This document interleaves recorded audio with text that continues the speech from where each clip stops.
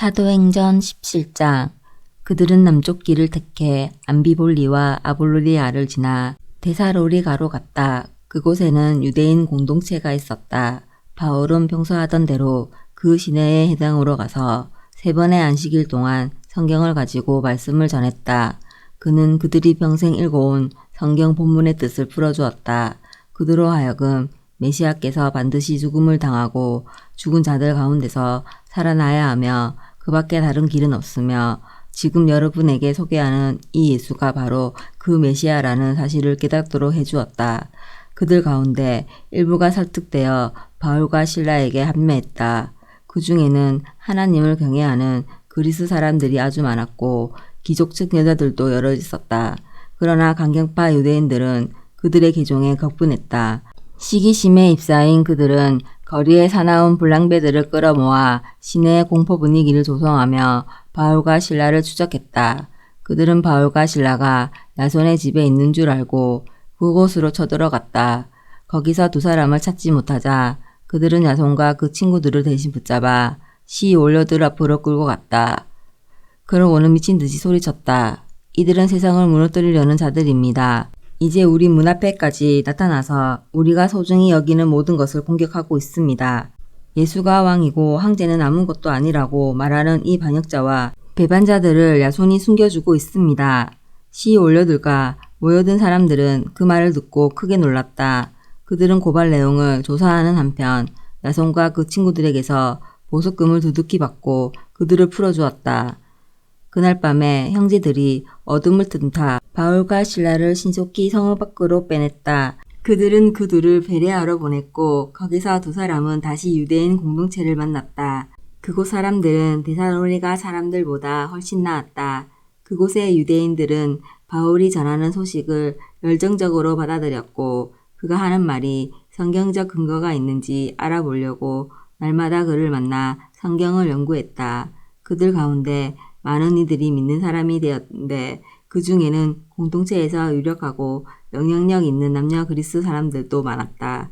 그러나 바울이 베레아에서 다시 하나님의 말씀을 전하고 있다는 보고가 데살로니가의 강경파 유대인들에게 들어갔다. 그들은 지체하지 않고 대응했다. 거기서도 무리를 모아 소란을 일으킨 것이다. 바울은 형제들의 도움을 받아 그들을 따돌리고서 배를 타고 바다로 나갔다. 실라와 디모데는 뒤에 남았다. 바울의 피신을 도와준 사람들은 아테나까지 그를 데려가서 거기에 그를 두고 떠났다. 떠나는 그들 편에 바울은 되도록 빨리 오라는 전가를 실라와 디모데에게 보냈다. 아테네에서 실라와 디모데를 기다리는 기간이 길어질수록 바울은 그곳에 우상이 가득한 것을 보고 큰 분노를 느꼈다. 그 도시는 우상천지였다. 그는 그 문제로 유대인 및 그들과 뜻이 맞는 다른 사람들과 더불어 유대인 회당에서 토론했다. 그리고 날마다 거리에 나가서 만나는 사람 누구하고나 이야기를 나누었다. 그런 대화를 통해 그는 에피크로스 학파와 스토아 학파 지식인 몇 사람과도 잘 알게 되었다. 그들 가운데는 이런 어리석은 사람을 만나 하고 빈정대며 바울의 말을 일축하는 사람들도 있었다. 그러나 바울이 전하는 예수와 부활 이야기에 귀를 기울이며 당신의 이야기는 신에 관한 새로운 관점이요. 더 들어봅시다 하고 관심을 보이는 사람들도 있었다. 그 사람들이 함께 모여서 바울에게 아레오바고 법정에서 공개적으로 설명해 줄 것을 요청했다. 그곳은 주변이 한결 조용한 곳이었다. 그들이 말했다. 이 이야기는 우리에게 새로운 것이요. 우리는 이 같은 이야기를 한 번도 들어본 적이 없소. 대체 당신은 어디서 이런 생각을 찾아낸 것이요? 우리가 이해할 수 있도록 설명해 보시오. 아테네 시내는 잡다한 이야기들이 넘쳐나는 곳이었다. 현지인이나 관광객이나 할 것 없이 항상 사람들이 어슬렁거리며 무엇이든 최신 뉴스를 기다리는 곳이었다. 그러자 바울은 아레오파고 법정의 자리를 잡고 서서 설명했다. 내가 보니 아테네 시민 여러분은 종교를 진지하게 여기는 것이 분명합니다. 나는 며칠 전 이곳에 도착했는데 오가면서 발견한 그 모든 신당들에 놀랐습니다. 아무도 알지 못하는 신에게 라고 새겨진 신당도 있더군요.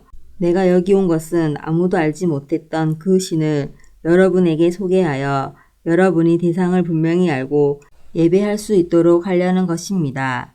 세상과 그 안에 있는 모든 것을 만드신 하나님, 하늘과 땅의 주님께서는 여러분이 주문 제작한 신당에 사시지 않습니다. 또한 자신을 건사하지 못해 옆에서 시중 들어줄 누군가가 필요하신 분도 아닙니다. 그분이 피조물을 만드셨지 피조물이 그분을 만드신 것이 아닙니다. 그분은 무에서 출발해 온 인류를 지으셨고 이 땅을 살만한 좋은 곳으로 만들어 주셨습니다. 넉넉한 시간과 살만한 공간도 주셨습니다. 이는 우리가 어둠 속에서 더듬기만 하는 것이 아니라 실제로 그분을 만날 수 있도록 우리가 하나님을 찾을 수 있도록 하시려는 것입니다. 그분은 우리와 숨바꼭질 하시지 않습니다. 그분은 멀리 계시지 않습니다. 그분은 가까이 계십니다. 우리는 그분 안에서 살고 움직입니다. 그분을 벗어날 수 없습니다.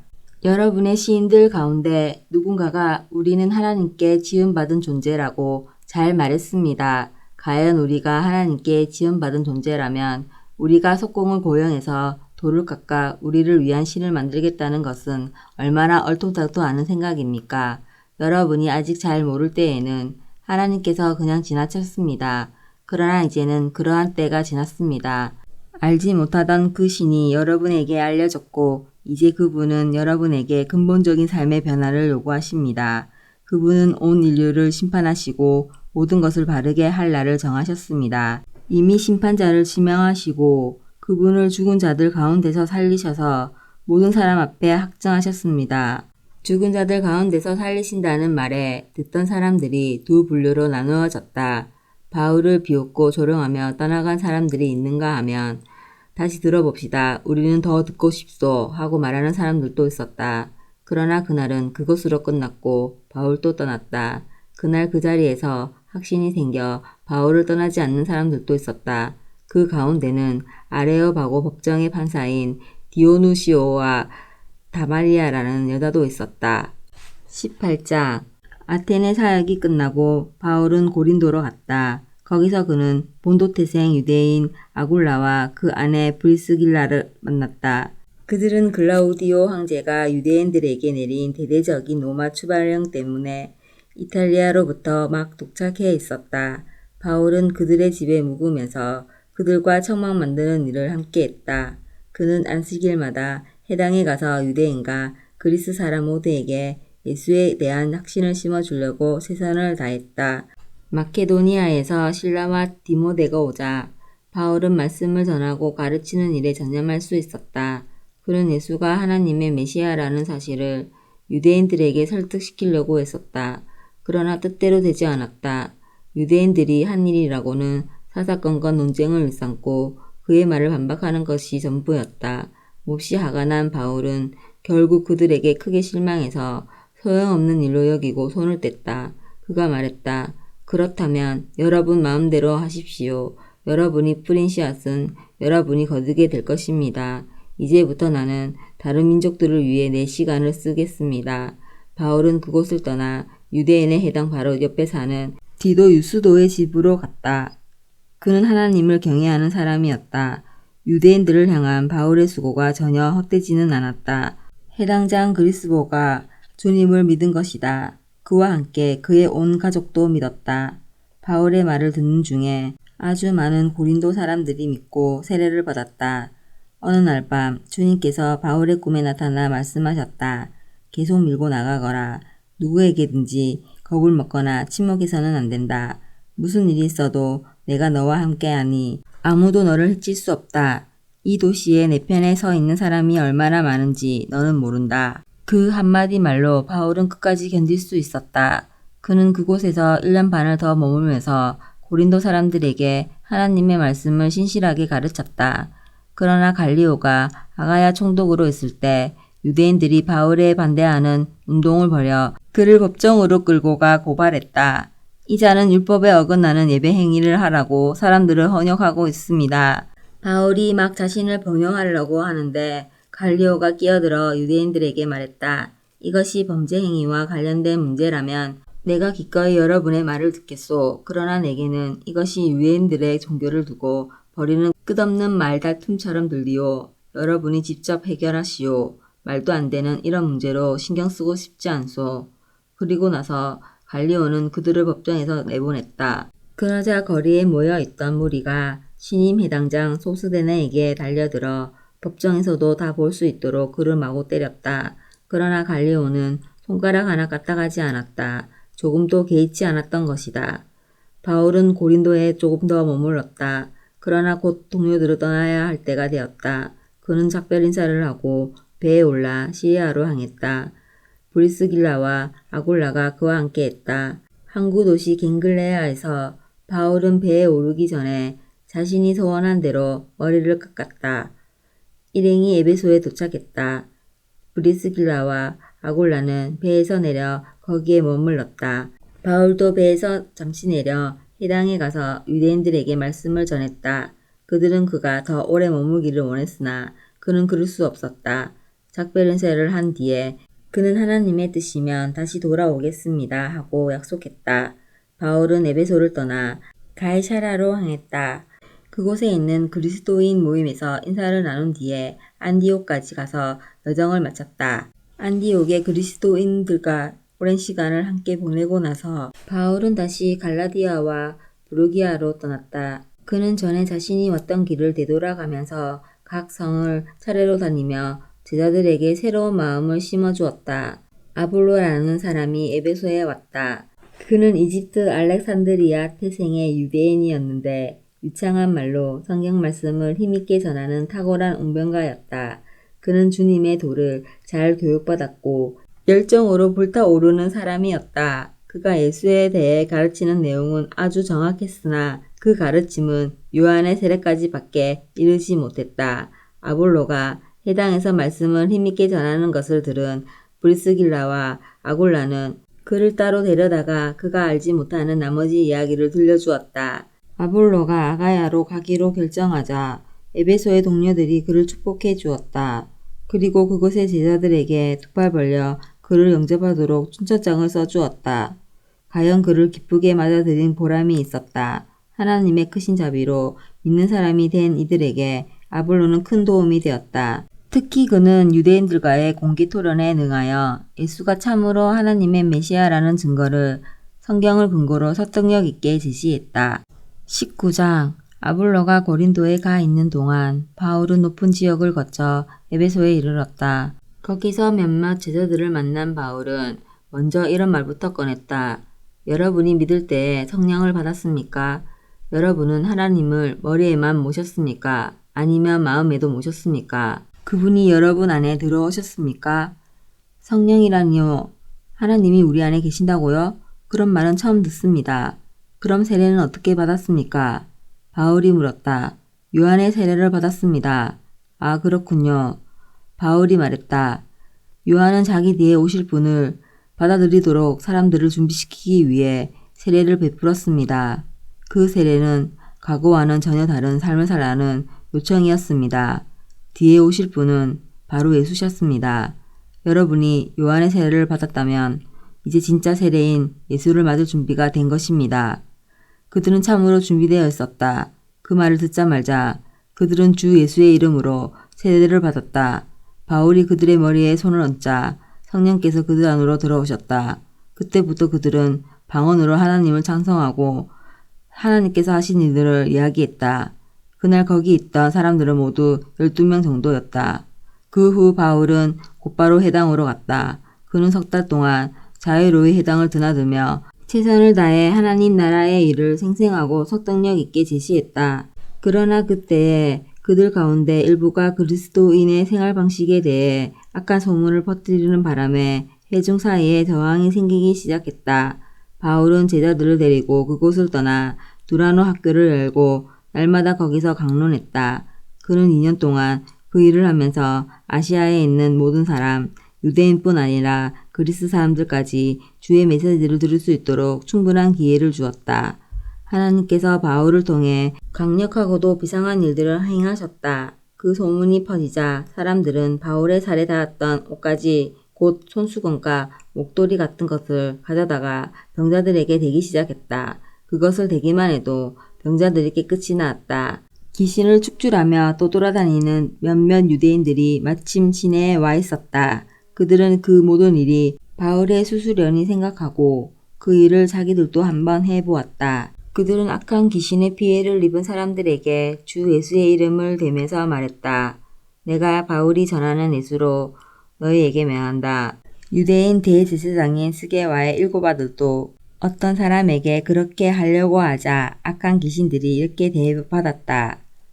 내가 예수도 알고 바울도 들어보았지만 너희는 누구냐? 그때 귀신 들린 자가 포악해지더니 그들에게 뛰어올라 그들을 마구 때리고 옷을 찢었다. 그들은 옷이 벗겨진 채 피를 흘리면서 있는 힘을 다해 달아났다. 곧 이 일이 에베소 전역에 있는 유대인과 그리스 사람들에게 알려졌다. 이 일의 배후와 중심에 하나님이 계시다는 인식이 퍼져나갔다. 바울에 대한 사람들의 호기심은 점차 주 예수를 높이는 마음으로 바뀌어 갔다. 그렇게 믿게 된 많은 사람들이 자신의 정체를 바뀌고 은밀히 행하던 마술에서 완전히 손을 뗐다. 온갖 종류의 마술사와 점쟁이들이 마술책과 주술책을 가지고 나타나서 그것들을 전부 불태워버렸다. 어떤 사람이 그 값을 계산해보니 은하 5만이나 되었다. 이제 에베소에서 주님의 말씀이 최고이자 대세인 것이 분명해졌다. 이 모든 일이 있고 나서 바울은 마케도니아와 아가야로 이동했다. 거기서 그는 예루살렘으로 갈 때가 되었다고 판단했다. 그는 이제 나는 로마로 갑니다. 내가 로마를 꼭 보아야겠습니다. 하고 말했다. 그는 자신의 조력자 가운데 디모데와 에라스도 두 사람을 마케도니아로 보내고 얼마 동안 아시아에 머무면서 남은 일을 마무리했다. 그러나 그가 떠나기 전에 이 돌을 두고 큰 소동이 벌어졌다. 데메드리오라 하는 은세공인이 아데미 여신의 신당을 제작하는 일을 했는데 사업이 번창하여 많은 장인을 두고 있었다. 그는 자신이 고용한 사람들과 그 외 비슷한 일로 고용된 사람들을 모아놓고 말했다. 여러분도 잘 알다시피 우리는 이 사업으로 그럭저럭 먹고 살고 있습니다. 그런데 바울이라는 자가 끼어들어 손으로 만든 신 따위는 없다고 사람들에게 말하고 다녀 우리 일을 망치고 있습니다. 여기 에베소에서만 아니라 아시아 전역에서 많은 사람들이 그를 따르고 있습니다. 우리 사업만 무너질 위험에 처한 것이 아닙니다. 아데미의 영광스러운 명성도 흔적 없이 허물어질 지경입니다. 그렇게 되면 저 유명한 아데미 여신의 신전도 틀림없이 잔해더미가 되고 말 것입니다. 온 세상이 우리의 아데미를 숭배하고 있으니 이것은 단순히 한 지역만의 문제가 아닙니다. 그 말에 사람들이 격분했다. 그들은 거리로 뛰쳐나가면서 에베소 사람들의 위대한 아데미여, 에베소 사람들의 위대한 아데미여 하고 소리쳤다. 그들은 온 도시에 소동을 일으키며 경기장으로 우르르 몰려갔다. 가는 길에 바울의 동료 가운데 가이오와 아리스다고 두 사람도 잡아갔다. 바울도 경기장 안으로 들어가려고 했으나 제자들이 말렸다. 바울과 친분이 있던 그 도시의 유력한 종교 지도자들도 같은 생각이었다. 절대로 저 폭도들 곁에 가까이 가서는 안 됩니다. 사람들이 저마다 이렇게 저렇게 소리치고 있었다. 그들 대부분은 지금 무슨 일이 벌어지고 있는지 자기가 왜 거기 있는지도 모르고 있었다. 유대인들이 상황을 통제해 보려고 알렉산더를 앞으로 밀자 여러 파당들이 그를 자기네 편으로 끌어들이려고 아우성이었다. 그러나 그는 그들을 무시하고 엄숙한 손짓으로 폭도를 조용히 시켰다. 하지만 그가 입을 여는 순간에 유대인이라는 사실이 밝혀지자 그들은 소리를 질러 그의 말을 막아버렸다. 에베소 사람들의 위대한 아데미여, 에베소 사람들의 위대한 아데미여. 그들은 2시간이 넘도록 계속 소리쳤다. 마침내 에베소시의 서기가 폭도를 진정시키고 말했다. 시민 여러분, 우리의 사랑하는 도시 에베소가 영광스러운 아데미와 하늘에서 직접 떨어진 신성한 석상을 시키는 도시인 것을 모르는 사람이 어디 있습니까? 이것은 부인할 수 없는 사실이니 여러분은 자중하십시오. 이런 행동은 아데미에게 어울리지 않는 행동입니다. 여러분이 여기로 끌고 온 이 사람들은 우리 신전이나 우리 여신에게 해를 끼친 것이 하나도 없습니다. 그러니 데메드리오와 장인조합은 민원이 있거든 법정에 가서 원하는 대로 고발하면 됩니다. 그 밖에 고층이 있거든 정기시민회의에 상정해서 해결하도록 하십시오. 오늘 벌어진 일은 변명의 여지가 없습니다. 여러분은 지금 우리 도시를 심각한 위험에 빠뜨리고 있습니다. 로마가 폭도를 곱게 보지 않는다는 사실을 잊지 마십시오. 그렇게 말하고 그는 사람들을 집으로 돌려보냈다. 아멘.